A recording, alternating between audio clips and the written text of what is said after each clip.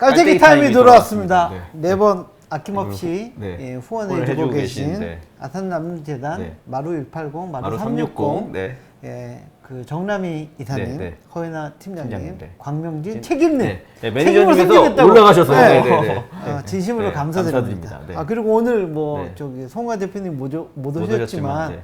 예, 이게 촬영할 공간, 수 있는 네. 장소와 예, 아이시스 물, 예, 제공해주고 계신 제공해주신 네. 네, 캡스톤 파트너스 송원 대표님 진심으로 네. 감사드립니다. 네. 감사드립니다. 네.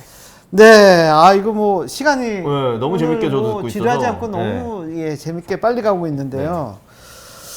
그 대표님이 진짜 학교 아직 졸업 또 전이신 것 같고 20대신 것 같고 뭐 어떻게 창업하시게 됐는지, 그리고 아까 IR 얘기할 때 한국뿐만 아니라 이 시니어 문제는 뭐 다 있기 때문에 중국이나 일본 때도 진출하고 싶다 뭐 이런 얘기까지 하셨는데 그게 이제 뭐 대표님의 어떤 그 배경과도 관련이 있을 것 같은데 백그라운드 본인이 설명을 좀 어떻게 성장하셨고 이 회사 팀은 어떻게 꾸려서 지금 하시게 됐는지 조금 설명해 주시면 좋겠습니다. 네, 우선은 저는 그 태어나서 2살 때 바로 중국으로 이제 두 살 때 이민을 가게 됐고, 그래서 저는 20살 저는 그래서 처음 썼던 한자가 이제 글자가 이제 한자고 중국 유치원을 다니고 중국 학교를 쭉 다니다가 이제 그 쭉 다니다가 중국에서 자라다가 이제 20살 때 한국으로 오게 된 케이스입니다. 그래서 지금 한국어를 되게 유창하게 잘 하지만 20살 때는 좀 어눌해서 좀 동기들이 계속 맨날 그럼 중국에서는 맨날 정말 중국어로 생활하셨고 그냥 중국인 학교를 다닌 거죠? 맞습니다. 그러니까 국제학교 다니고 이런 게 아니고 국제학교로 고등학교 다녔습니다. 이제 그 전까지는 고등학교는 국제학교. 네.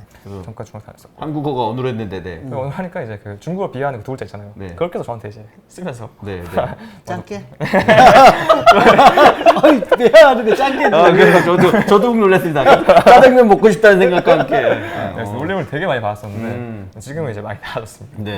아 그래서 그러면 아까 뭐 중국 진출 뭐 이런 부분도 실제 정말 관심이 있으셔서. 네, 그럼요. 중국 진출 중국에서 사업하기가 너무 힘들어가지고. 그러니까요. 요즘은 또 관계도 어려워지고 해서. 맞습니다. 그런데 이제 그래서 중국에서 무조건 비즈니스 하려면 완전 그 현지 인력들로만 구성을 해야 되는데 우선은 제가 그쪽에서 다 이제 네트워크가 다 있다 보니까 저는 약간 어떤 느낌이냐면 뭔가 중국 가서 사업하는 게 제주도가 사업하는 느낌? 왜냐면 난 어릴 때 계속 그쪽 자라왔다 보니까 그쪽에 대한 생리나 그런 것들을 고향으로 돌아가서 뭔가 하는 느낌이었어서 물론 쉽지 않겠지만 그래도 다른 창업가들보다 훨씬 더 유리하게 할 수 있지 않을까. 한국에 정착이 되면 진행하고 싶다. 그리고 이제 중국에서도 이제 외국인 창업에 좀 열려 있는 도시가 있어요. 상하이 같은 곳들은 아무래도 그쪽 좀 열려 있다 보니까 상하이에서 시작을 하게 되면 특히 상하이가 또 심지어 시니어 인구 비율이 상하이 전체 도시 32%가 시니어 60세 이상입니다. 정말 그러니까 서울로 치면 3명 중 1명이 이제 시니어인. 서울은 어느 정도 수준이에요? 시니어 비율이? 서울은 지금은 제가 지금은 정확히는 모르겠는데 제가 알기로 2025년 되면은 20%가 시니어 알고 있고. 그렇지. 아직은 고령사회로 고령사회는 이미 진입했나 그렇고 초고령으로 아마 진입하는. 3년 뒤가 딱 초고령이고요. 그래서 2030년 되면은 서울도 그 30%가 시니어라고 합니다. 그래서 아마 큰일 났습니다.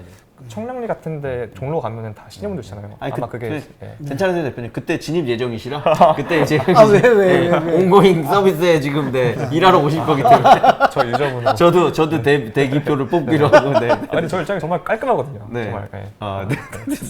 그리고 그러면 이제 지금 아직 아까 학교 졸업 전이라고 하신 것 같아요. 20대시고 좀 뭐 창업 과정은 어떻게 아까 뭐 팀 꾸리고 정확히 하게 되는지 조금 더 설명해 주시면 좋겠어요. 네, 우선은 그리고 비영리 쪽에서 관련 프로젝트나 일을 좀 했었고 뭐 일해봤자 뭐 인턴이나 그런 거였지만 근데 이제 일단 중국에 있는 어떤 스타트업 벤처 캐피탈에서 짧게 인턴을 했었고 사실 창업에 대한 관심은 항상 있었어요. 창업을 하겠다는 거 아니고 관심은 있었고 그리고 과 자체가 소프트웨어 벤처라고 소프트웨어와 좀 경영을 좀 믹스를 한 창업 거의 특화학과여서 관심이 좀 코딩하는 학과는 아니고? 코딩이 베이스인 코딩 베이스고. 그래서 그걸 자연스럽게 좀 뭐 IT 쪽이나 그런 것들을 많이 접했던 것 같습니다. 그래서 그렇다 보니까 주변에 개발자 친구들도 많고 저도 그래서 해커톤이나 혹은 이제 뭐 대외 활동 같은 것들을 이제 서울 연합 이제 뭐 앱 개발이나 소프트 개발 동아리 같은 것들을 하면서 좀 네트워킹 된 분들. 그래서 이제 팀빌딩을 좀 말씀드리면은 사실 제가 지금 하고 있는 팀이 첫 팀은 아닙니다. 첫 팀은 이제 제가 이제 그 저희 학교과 동기 중에 정말 잘하는 지금은 이제 네카라 쿠베 중 한 곳을 간 친구 그리고 프론트에서 정말 잘하는 친구도 같이 시작을 했었는데 그때는 도보 배송을 할 때였습니다. 네, 할배다리. 할배다리 시절. 네, 2주만 하면 나옵니다. 할배다리. 네, 할배다리. 네, 이제 1년 4개월 정도 지난 시점에 다 이탈을 했는데 그 이제 이유는 그때 이유는 본질적인 이유는 크로스가 안 나왔어요. 크로스가 그러니까 유지는 됐는데 크로스가 빠르게 안 나왔고 결국에 사실 저는 미션 기반으로 모였었는데 이 친구를 사실 하고 싶었던 건 사회적 기업이 아닌 거죠. 사실 벤처 기업 스타트업인데 뭐 저도 근데 알고 보니 저도 불만족스럽더라고요. 나도 사회적 기업 하고 싶은 게 나도 스타트업 하고 싶은 건데 정말 그게 일단은 부족했어. 그래서 그때 진짜 두 가지 느꼈던 거는 하나는 절대 어떤 회사의 미션이나 어떤 비전 하나가 이 팀을 오래 묶어두지 않는다.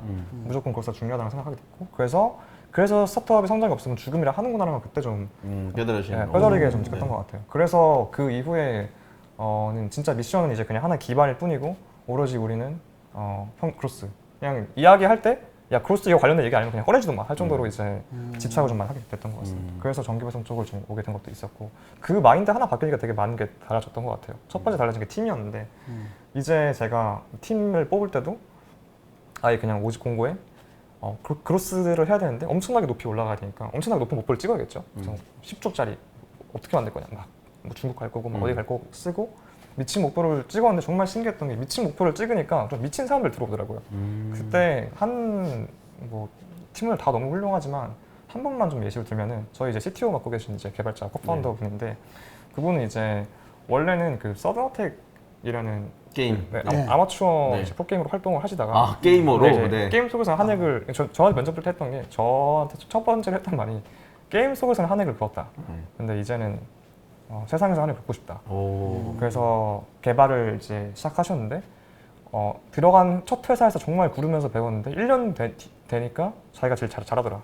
그래서 그 다음으로 갔던 데가 자기는 정말 말도 안 되는 엄청 진짜 큰 걸 만들 거니까 진짜 큰 그걸 만들 수 있는 인프라 개발을 해야겠다. 인프라 개발하는 회사에 들어가서 일을 하시다가 거기서 또 1년 지나니까 두 번째로 잘하겠다 하더라고요. 그래서 이제 내가 회사 차려야겠다. 그래서 나왔는데 내가 파는 재주는 없구나 느껴져가지고 잘 팔 사람 찾고 있다. 너 잘 팔 수 있냐? 그렇게 만나면 시작됐거든요. 역으로. 그래서 이제 되게 많은 서로 질문 과정들을 하고 저도 그때는 이제 한번 아픔을 겪고 난 후에 좀 정신을 조금 이제 무장을 할 때였거든요.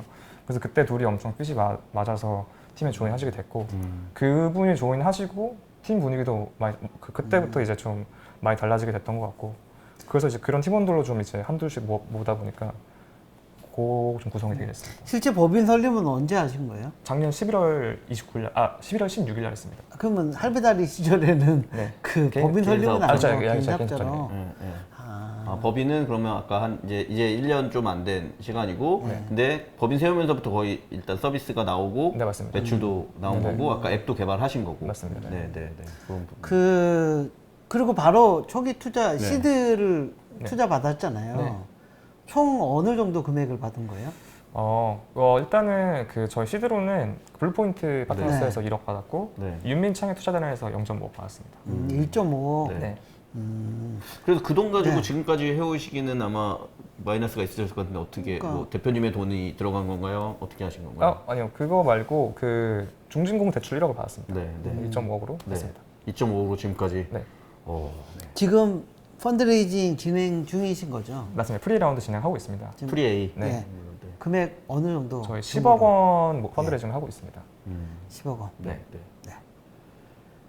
보시는 분들 있다면 혹시 많은 분들이 뭐 지금 실시간은 몇 분 안 보고 계시지만 많은 분들이 보실 거기 때문에 좀 또 내용으로 올라가고 나면 관심 있으실 만한 데들이 꽤 있으실 것 같아요. 저는 뭐 오늘 말씀 듣고 나서 질문 하나 더 또 드리면 그 말씀 듣다 보니까 되게 너무 잘 됐으면 좋겠고 일단 그리고 좋은 또 어떤 아까 말씀하신 미션만으로는 안 되는구나라고 얘기하셨지만 일단 그 미션을 굉장히 사회적으로도 그리고 회사에 오는 그 멤버들에게도 의미 있는 미션이 기본적으로 있어서 잘 되셨으면 뭐 좋겠다? 이거는 이제 너무 있는데요.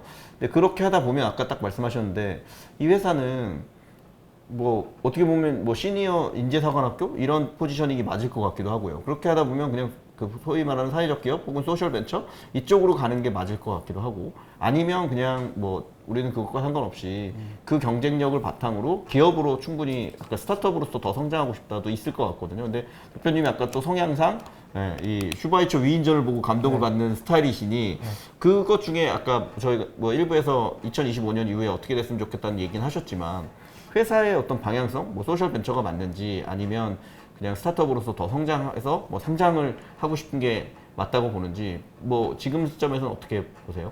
네, 저희는 이제 사실 팀원들이 나갔을 때 엄청 많이 울었었는데, 아직 울었던 게 뭐 팀을 나가 슬펐던 것도 있었는데 그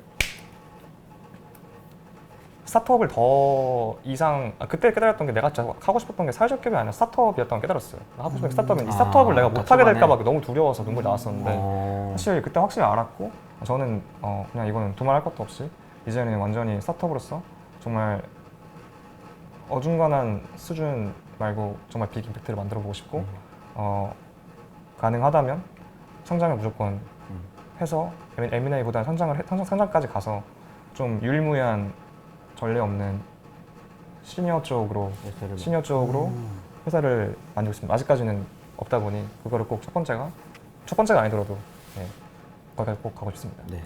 알겠습니다.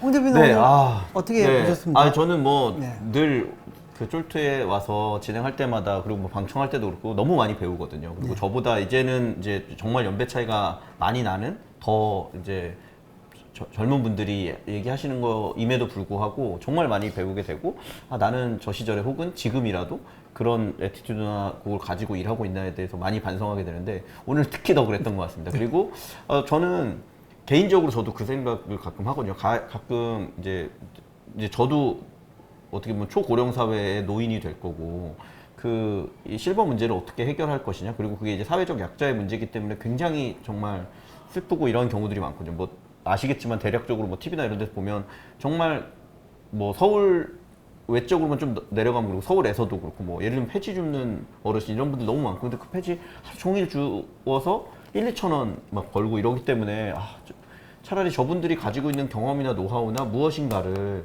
사회적으로 의미 있게 할 수 있게 하면 좋겠다라는 생각을 너무 사실 많이 갖게 되고, 그거를 사업적으로 풀어내면 좋겠다라는 막연한 생각을 갖고 있는데 그거를 실행하는 사람을 저는 오늘 만난 것 같아요. 그리고 그게 그런 진지한 고민을 보통 하게 되는 거는 최소한 뭐 30대 중후반 이후 40대, 그리고 이제 실버에 대한 그 어떤 뭐 직접적 이해가 있는 경우에 많은데 20대 후반이신 거잖아요. 20대 후반에 대표님이 그런 생각을 가지고 그런 창업을 했다는 거 자체가 저는 되게 너무 의미 있다고 생각하고요. 근데 또 그게 아까 말씀드린 그래서 그냥 사회적 기업으로 그냥 안정적인 부분에서 끝나는 게 아니라 이게 사업적으로 분명히 의미 있을 수 있고 그냥 스타트업이 성장하는 그 과정에서 충분히 경쟁에서 만들어낼 수 있다라는 생각까지도 하게 되신 게 저는 너무 대단하다고 생각하고요. 꼭 잘 되셨으면 좋겠다는 생각이 들고, 오늘 들은 얘기로는 저는 아까 초기 시장에서 더 지금 스케일업해서 지금의 뭐 밸류보다 한 10배, 20배 정도 크시는 거는 충분히 가능하실 것 같아요. 그래서 만약에 뭐 제가 투자사는 아니지만 투자에 대한 그게 있다라고 하면 이런 프리 얼리 스테이지의 투자는 기꺼이 해볼 만한 수준이 아닌가라고 저는 자신 있게 말씀드릴 수 있을 것 같고요.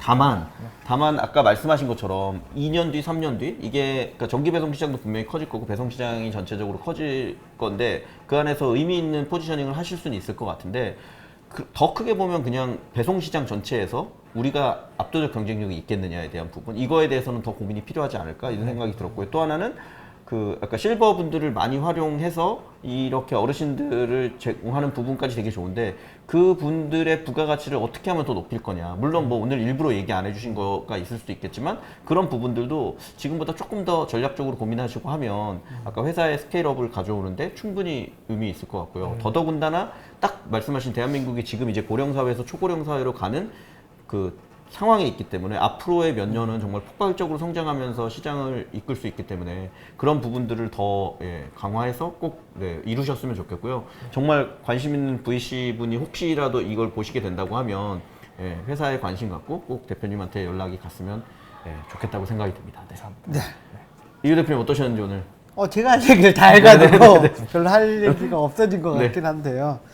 일단 저는 뭐 실버, 뭐 키워드가 실버랑 이제 정기 배송인데 정기 배송 시장에 어떤 틈새가 있다라는 것을 오늘 느꼈죠. 네.